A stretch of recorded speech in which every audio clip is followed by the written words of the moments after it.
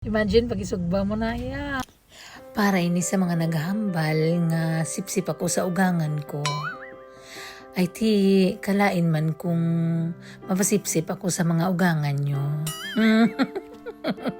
Natural, diri gid ako sa ugsaran ko. Kay balan ko, amo ni maghatag sang maayo nga boss damlag sa mga kabataan ko. Umpisa sadto, ging panindugan ko na lang gid ining tinaga nga sipsip. Kay ti mas maayo na lang ining sipsip kaysa ginamaltrato mo nga imo nga ugangan.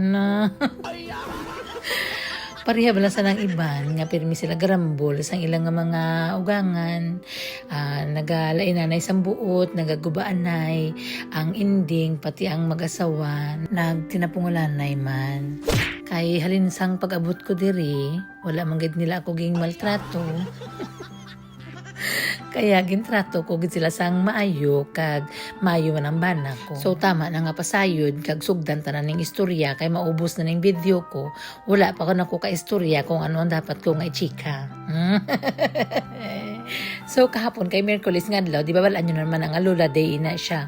So after niya dito ng coffee nagchika-chika sa iyang mga kamaritesan, gindala ko siya diri sa ilang butuhan kay diri sa amon sa South Australia state election. So madali lang diri election, wala na gani siya ginpapanaog sa salakyan kay ti bala naman nila nga baldado kag tigulang na, so gindala lang nila ang balota sa salakyan with ging escortan kung hindi nila pwede tandugon. O kay ti bala mo gani priority nila diri ang mga malam.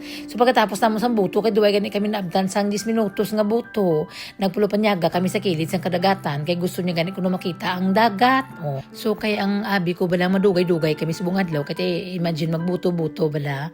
So nagkaon ako yung daan sa balay kay paning kamot man tayo nga hindi magsakit ang ulo ta kay balaan nyo na pag magbida-bidang migraine ko ti guba gidang akon nga kamada. So ging sabay-sabayan ko na lang siya sang kaon kay kung hindi man ako magkaon, hindi man na siya magkaon. Mayo na lang ng dubli ang kaon kaysa sa mapas mo. So ang pagkatapos sinihambal ko ti mapauli na ta or hindi pa kuno. Naglagaw-lagaw kami ti bisan diin ko lang siya gindala. Dito kami sa mga nagapanghabwa sang isda. Tapos kung din kami malibot-libot, basta malingaw lang siya sa palibot-libot. Ang hambal ko sa inyo nga hindi manggali lalim ang magpasipsip. Kahit sa dugay ko nga pagpasipsip, kinapoy man ko kung kisa pero ti kay wala kita sang mahimo kay naumpisahan ta ini tapuson ta na lang gid na. Nakapuli kami, lapit na gid mag 3:00. Pagpuli ko sa balay, naglain ng pamatsyag ko, nga nagalain ng mga kalawasan ko. Ging pamangkot ako sa bana ko kung anong ginhimo ko. Ang hambal ko, ginlukto ko ang wheelchair kag ang walker. Kaya ang purpose ko gani, nga kung magpila kami sa butuhan sang dugay, ikarga ko na siya sa wheelchair kung kapuyo na siya kalakat. Pero ang ending wala ko managamit. Pero ang mas maayo lang dira nga, mas maayo nang imo nga dala, makinahanglan mo, ara na. Kaysa kung kinahanglan mo, kag wala, kundi daw silot nga balikan mo pa.